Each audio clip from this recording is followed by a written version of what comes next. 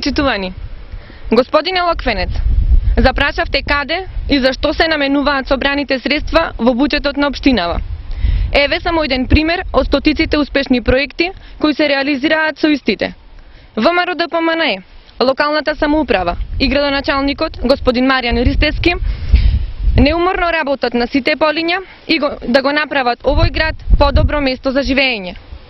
Во последниве 3 години во сферата на образованието се инвестирани повеќе од 5 милиони евра за изградба на фасади, спортски сали и игралишта, набавка на инвентар, наставно-образовни помагала, компјутери и така натаму.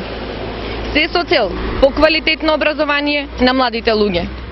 Конкретно, само во општинското основно училиште Кире Гавриловски Јане, пред кое стоиме, оваа локална власт вложи над 480.000 евра.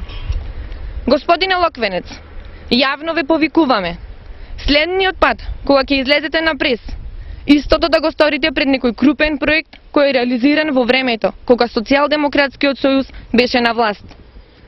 Ние, а пред се, граѓаните на општина Прилеп, прашуваме каде се парите од вашето време и зошто не реконструиравте ниту едно училиште во нашава општина. Дела, а не зборови. И благодарам.